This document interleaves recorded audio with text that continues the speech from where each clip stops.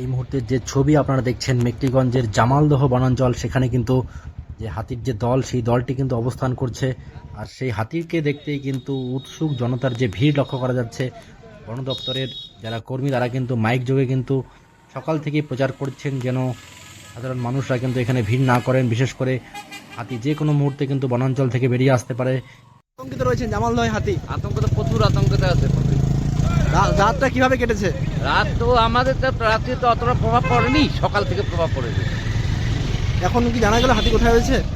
বর্তমানে শোনা যাচ্ছে ফরেস্টে, আমাদের জামালদা ফরেস্টে আছে, তবেই বেশি আতঙ্কিত হয়ে যাচ্ছে। এর আগে কি কখনো মানে এখানে হাতি এসেছে? না না না, কোনোদিনও আসেনি।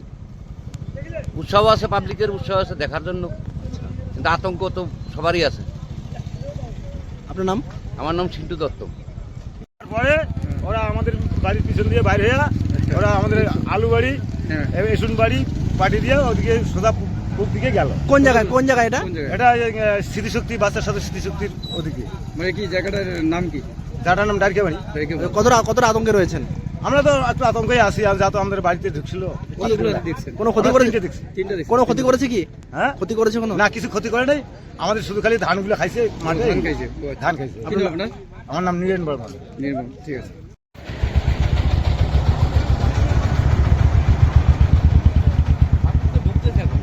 তাল খাবে।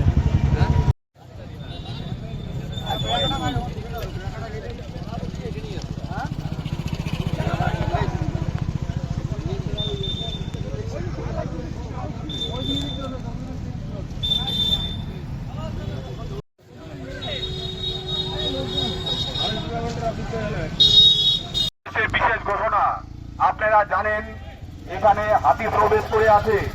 আপনারা রাস্তাঘাটে এভাবে জমায়েত করবেন না, যে কোনো মুহূর্তে বিপদ ঘটতে পারে।